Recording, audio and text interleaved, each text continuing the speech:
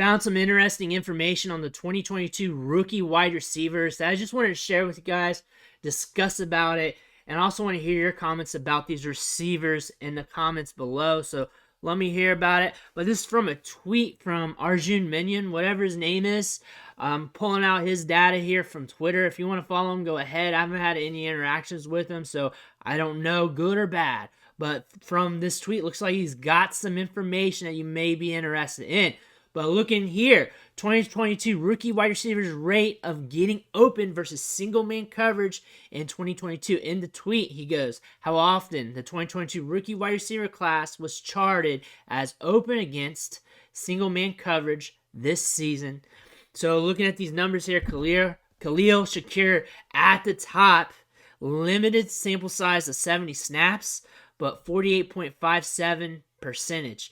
The thing about this, big sample equals big price tag. So there is some risk, but this might make him a buy. Is he a buy? Are you looking at this? I'm not saying he is or isn't due to this, since it's just limited information, but something you want to take note of is that he's getting open and maybe he deserves more opportunity.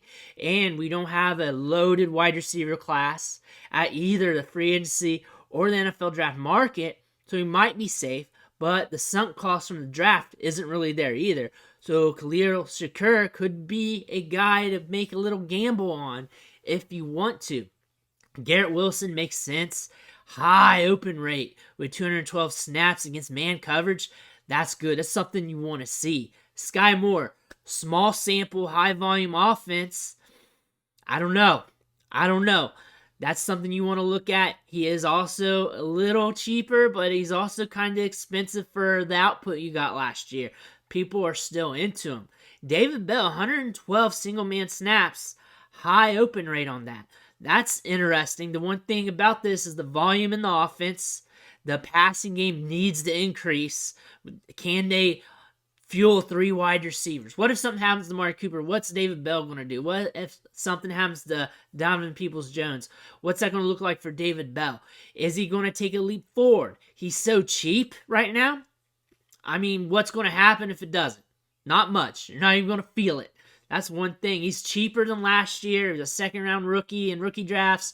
Now he is probably third or fourth round rookie price range. So that's something you want to look at. And that will probably drive cheaper as we get deeper into rookie draft season. So a guy here that has an indicator from just this. We have an all right profile. The athleticism wasn't there, but the production profile coming out of Purdue was solid. I would like to see some more volume out of Brown's offense in the passing game. I'd like to see Deshaun Watson develop more with the team. That could happen. Not much of a gamble. You would expect Chris Olave to be up top of the list.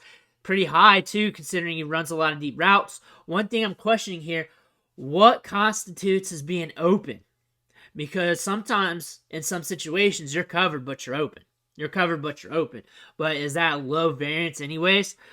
Chris Olave is up there. He runs a lot of deep routes, so that's kind of impressive for me because I don't know the acuity of deep routes. Usually it's 1-for-1, foot by foot, and you're even, you're leaving. So if you're even, you're kind of not open, but you kind of are.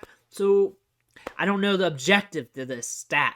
Drake London, pretty good. He's getting a lot of targets last year. You got to earn those targets somehow.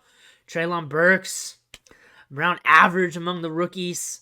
96 snaps against man coverage. I want to look at the bottom here because I think that's insightful to my process of thinking what's going on. Alec Pierce, George Pickens, Romeo Dowds, even Jahan Dotson. Jahan Dotson have an average depth target of over 15 yards. All these guys get targets deep downfield. Guys bodied up, maybe some floater passes. How is this being evaluated for that? Maybe that constitute less on the percentage. So maybe this isn't something you want to look 1-for-1 as a concrete base case for these players.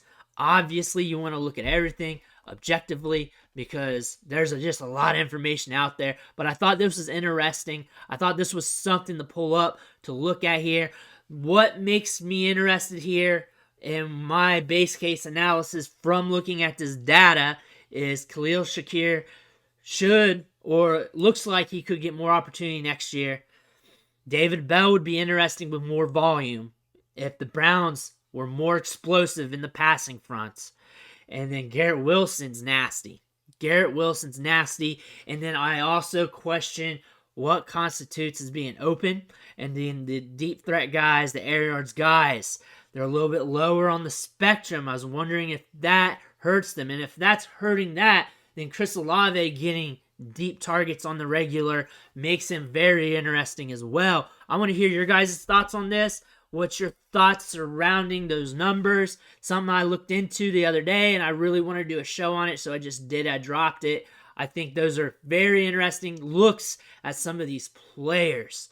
Let me know in comments what you think. Make sure you hit that subscribe button on the way out. I'm here to drop all kinds of knowledge on the channel. I'm the only one pumping out videos, a couple of them a day almost. Dynasty Fantasy Football, hardest working guy here on YouTube. A lot of other channels, a lot of other websites come to this channel for the information first. I got other content other places behind paywalls. Here, it's free. Might as well hit that subscribe button so you can have it. I want to thank you for watching. I'll catch you on the next video.